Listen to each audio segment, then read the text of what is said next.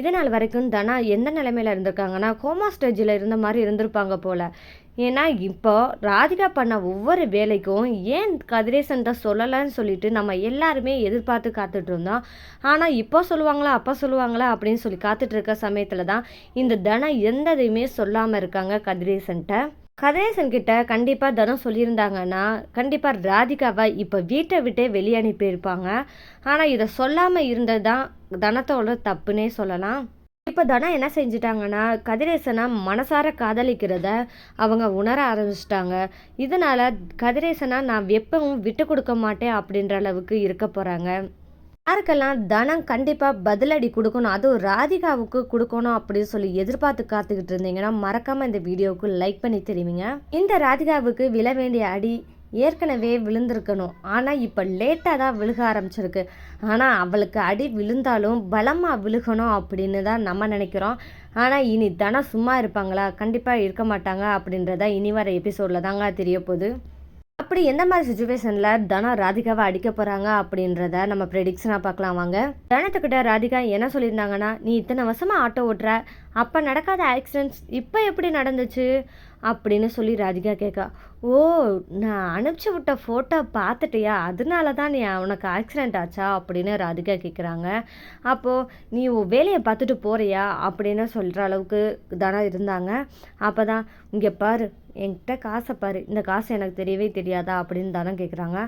இது எனக்கு என் மாமா கொடுத்தது, அதுவும் இந்த ஹோட்டலில் எனக்கும் பங்கு இருக்குது அப்படின்ற அளவுக்கு காசு கொடுத்துருக்காங்க, வர லாபத்தில் எனக்கும் பங்கு இருக்குன்னு சொல்லிட்டு கொடுத்துருக்காங்க அப்படின்னு சொல்லிட்டு ராதிகா தனத்துக்கிட்ட கொஞ்சம் கடுப்பேற்றுனாங்க.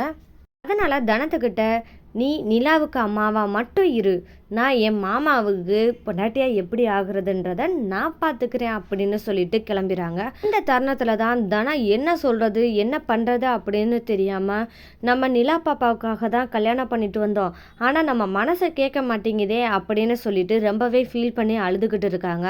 அந்த மாதிரி அழுதுகிட்டு இருக்க தருணத்தில் தான் உள்ள தனத்தை பார்க்க வரலாம் அப்படின்னு சொல்லிட்டு ருக்மணி அம்மா உள்ளே என்ட்ரி ஆகும்போது தனம் அழுதுட்டு இருக்கதை பார்க்குறாங்க. என்னாச்சு தனம் அப்படின்னு சொல்லி கேட்க, ஒன்றும் இல்லைம்மா அப்படின்னு சொல்கிறாங்க.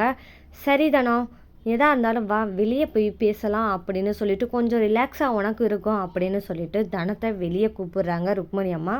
சரிம்மா, இதோ கிளம்பி வரேன் அப்படின்னு சொல்லிட்டு தனமும் கிளம்பி ருக்மணி அம்மாவோட சேர்ந்து போகிறாங்க. எங்கே போகிறாங்கன்னா பீச்சுக்கு போகிறாங்க. பீச்சுக்கு போனதுமே அப்போ தான் ருக்மணி அம்மா, என்ன தனம் ராதிகா ரொம்ப கஷ்டப்படுத்துகிறாளா அப்படின்னு சொல்லிட்டு கேட்க போகிறாங்க.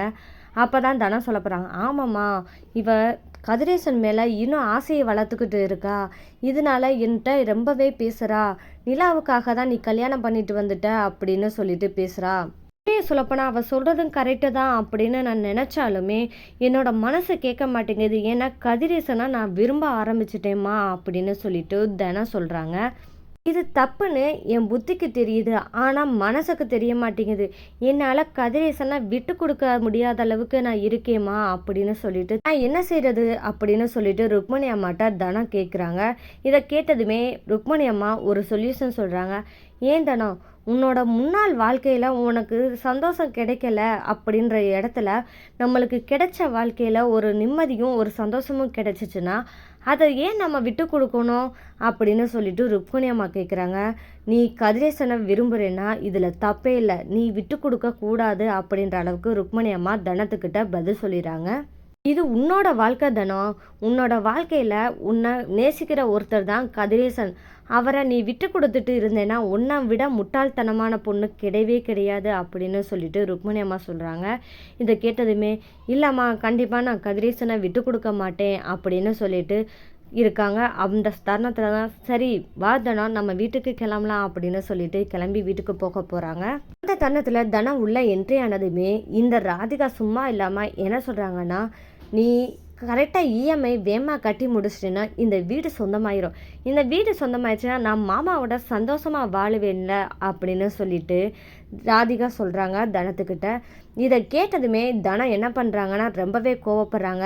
உடனே அந்த இடத்துல தான் ருக்மணி அம்மா கிட்ட நேரடியாக போய் பேசுகிறாங்க.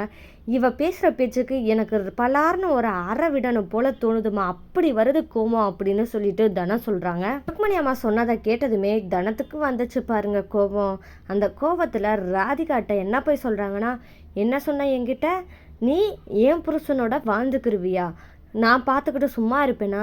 கதிரேசன் என்னோட புருஷன் அப்படின்னு சொல்லிட்டு பலார்னு ஒரு அறை மாற்றி மாற்றி அடிக்க போகிறாங்க. இதை பார்த்ததுமே ராதிகா மிரண்டு நிற்க போகிறாங்க. அடித்து முடித்ததுமே எச்சரிக்கை பண்ண போகிறாங்க தனம் ராதிகாவை. என்ன எச்சரிக்கை பண்ண போகிறாங்கன்னா, இனி கதிரேசன் பக்கம் திரும்பி பார்த்த இனி இதுக்கு மேலே ரொம்பவே அனுபவிப்பா அப்படின்னு சொல்லிட்டு மிரட்ட போகிறாங்க தனம். ஆனால் இதுதான் திருந்தாத ஜென்மமே. எத்தனை அடி வாங்கினாலும் நான் இப்படித்தானே சொல்லிட்டு எரும மாட்டில் மழை பெஞ்ச மாதிரி நிற்கிற கேஸ் தான் இந்த ராதிகா. அடி வாங்கின ராதிகா இனி சும்மா இருப்பாங்களா? இருக்க மாட்டாங்களா? இருடி இரு, உன்னை வச்சுக்கிற இடத்துல வச்சுக்கிறேன் அப்படின்னு சொல்லிட்டு ராதிகா நேராக போய் வாசிக்கிட்ட போய் கம்ப்ளைண்ட் பண்ண போகிறாங்க. வாசிக்கிட்ட கம்ப்ளைண்ட் பண்ணால் தானே அடுத்தது தனத்துக்கு ஒரு ஆப்பு வைப்பாங்கன்னு இந்த ராதிகாவுக்கு நினப்பு. ஆனால் உண்மையாக சொல்லப்போனால் ராதிகா போய் அவங்க அத்தைகிட்ட, அத்தை இங்கே பாருங்க உங்கள் மருமக பண்ணி வச்ச வேலையை அப்படின்னு சொல்லிட்டு கன்னத்தை காமிக்க போகிறா. கன்னத்தை காமிச்சதுமே, என்ன ராதிகா கண்ணம் இப்படி வேறு விரல் படுற அளவுக்கு பழுத்துருக்கு அப்படின்னு சொல்லிட்டு வாசுகி கேட்க, எல்லாம் உங்கள் மருமக பண்ணி வச்ச வேலை தான் இந்த மாதிரி அடி வாங்குறதுக்கு தான் நான் இந்த வீட்டில் இருக்கணுமா? நான் கிளம்பி போகிறேன் அப்படின்னு சொல்லிட்டு ராதிகா வாசுகியை மிரட்ட போகிறாங்க. இருடி, உன்னை எதுக்கு தனம் அடிச்சா? என்ன காரணத்துக்காண்டி அடிச்சா? அவ யார் உன்னை அடிக்க?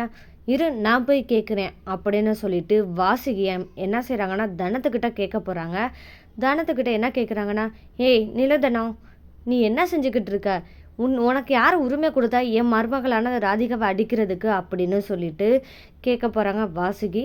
எனது உங்கள் மருமகளா அப்படின்னு சொல்லி தனம் கேட்கவும், இல்லை இல்லை இல்லை, என் மருமகனா என் அன்னை பொண்ணு அப்படின்ற அர்த்தத்துக்கு நான் கேட்டேன் தானா அப்படின்னு சொல்ல போகிறாங்க.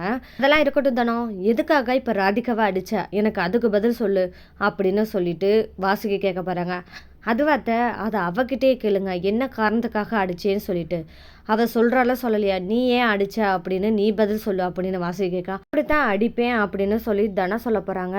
அதுவும் இல்லாமல் எனக்கும் கதிரேசனுக்கும் இடையில யார் வந்தாலும் சரி, என்னையும் கதிரேசனை பிரிக்கணும்னு நினச்சி யார் என்ன சதி பண்ணாலும் சரி, அதை முறியடிப்பேன். அதுக்கு மேலே நான் என்ன பண்ணணுமோ அதுக்கும் மேலே பண்ணுவேன் அப்படின்னு சொல்லிட்டு தனம் சொல்ல போகிறாங்க. இதை கேட்டதுமே வாசுகி வாயடைச்சு போக போகிறாங்க. என்னடா பூச்சி மாதிரி இருந்த தனம் இப்போ என்ன இப்படி இருக்கா அப்படின்னு சொல்லிட்டு வாசுகி முழிக்க போகிறாங்க. அந்த இடத்துல ருக்மணி அம்மா, நான் சொன்ன மாதிரியே நடத்தி காமிக்க தான் போகிறேன் அப்படின்னு சொல்லி இருக்க போகிறாங்க. வாசுகியும், இருடி இரு தனா, உன்னை வச்சுக்கிற இடத்துல வச்சுக்கிறேன் அப்படின்னு சொல்லிட்டு வாசுகி நினைக்க போகிறாங்க. ஆனால் இனி வர எபிசோடில் தனத்தோட ரியாக்ஷனே வேறு மாதிரி இருக்கும். இந்த மாதிரியான சுவாரஸ்யமான நிகழ்வுலாம் தெரிஞ்சுக்கணும். மறக்காமல் என்னோடய சேனலை சப்போர்ட் பண்ணி ஆதரவு தெரிவிங்க. மீண்டும் சந்திப்போம்.